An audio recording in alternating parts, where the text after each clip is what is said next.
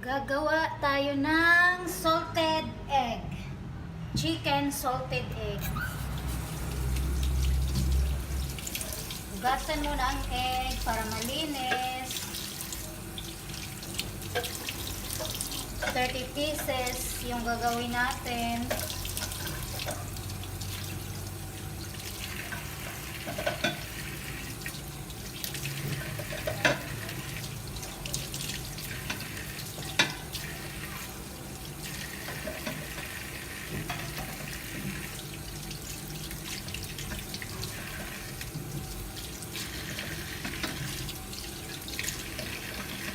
Hugas-hugas para malinis.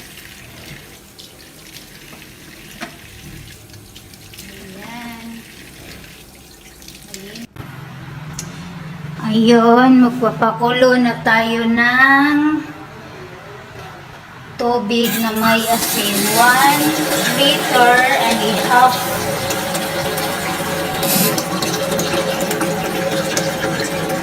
Yan, sukatin natin para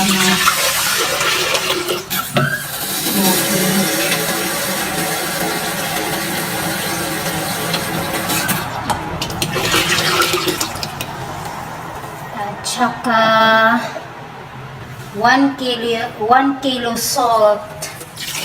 Lagay na natin dyan. Tapos papakuluan natin.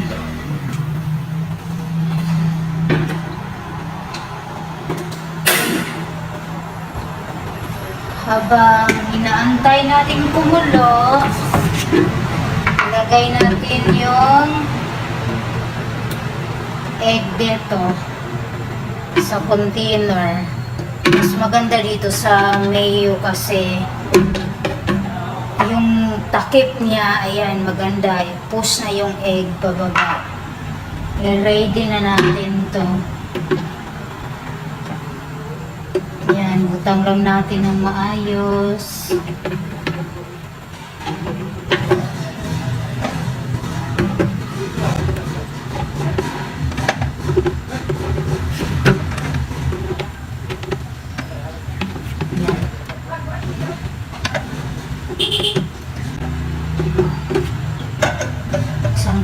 Saktong-sakto lang.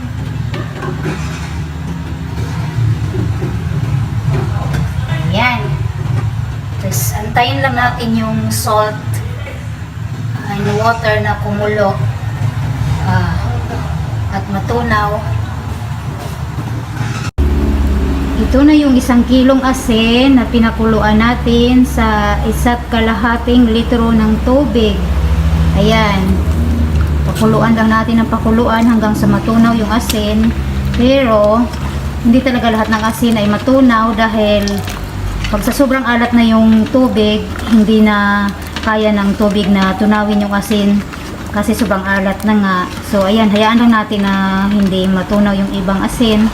Pwede pa rin naman natin ilagay yan doon sa egg. Ayan, haluin lang ng haluin. Hanggang sa kunting asin na lang ang matira.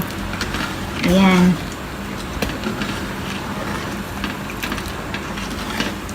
Ayan, okay na. Ang gagawin natin ngayon, palamigin na lang natin bago natin ilagay doon sa egg na nasa container.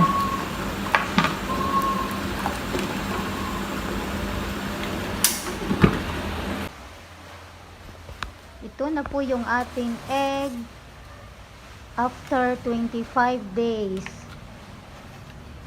Ayun, ilipat lang natin para mahugasan.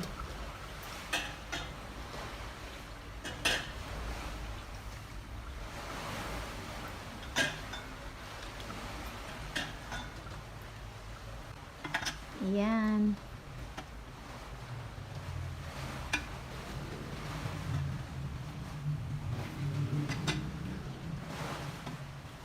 At yung tubig at asin na natira, pwede na natin itapon yan kasi hindi natin yan kailangan.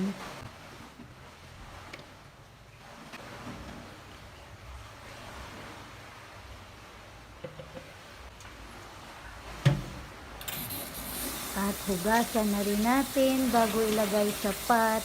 para pakuluan. Papakuluan po pala natin yan ng 2 hours. Dahan-dahan lang sa paglipat para hindi mabasag. Sayang din naman.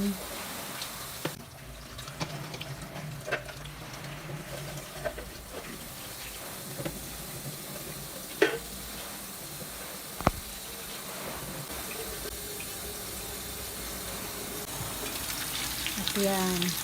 Lagyan na natin ng tubig. Sakto lang na matakpan yung egg para ilaga. At ayan na yung result ng egg after 2 hours na paglaga. Itapon lang natin yung tubig.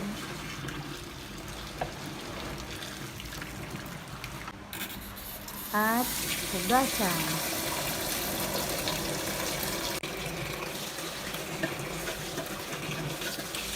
Yan para malinis na malinis.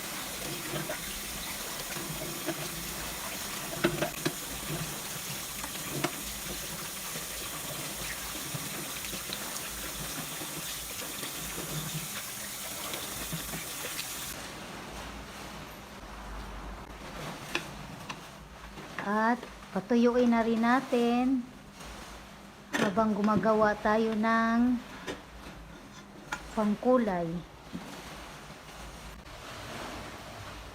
Ayan, 2 cup na tubig. Ayan. At yung liquid food color, ayun yung ginagamit ko, color blue, para kakaiba naman. Kasi kadalasan yung parang strawberry color, yung kadalasan ginagamit sa food coloring ng egg. Yan, 2 kutsara. At haluin lang ng haluin. At yun, isa lang na siya. Haluin lang. Pag kumulo, patay na. At ilagay na yung egg. Mas maganda sana kung yung egg ilagay nasa net para isang lagayan lang. Kaso hindi ko na nilagay yung sa akin, kaya pa isa-isa. Mas mahirap yung pa isa-isa na ganito. Ayan, ang ganda ng resulta, color blue. Mas maganda kung ibabad siya ng konti. Hindi ko na siya binabad para mas magiging dark yung color niya. Pero okay na yan, ang ganda niyan. Ayan.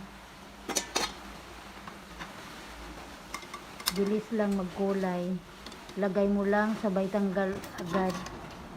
Absorb ka agad ng shell niya. Ayan, sarap. Sarap tingnan.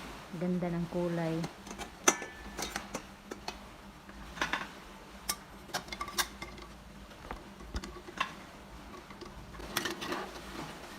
$30 ang nagawa ko dyan.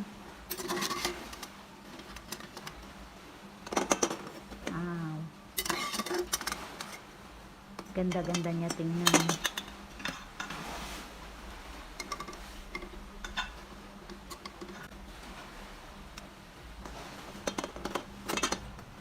At ayan, tapos na.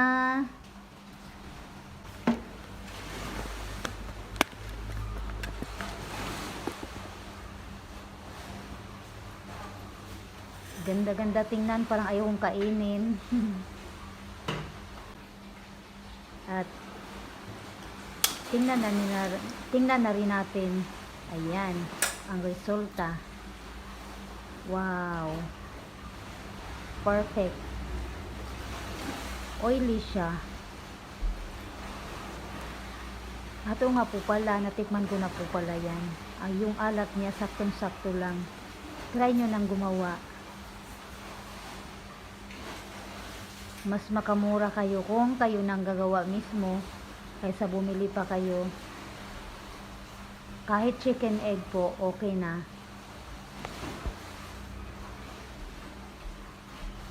Yan. Sobrang sarap niya.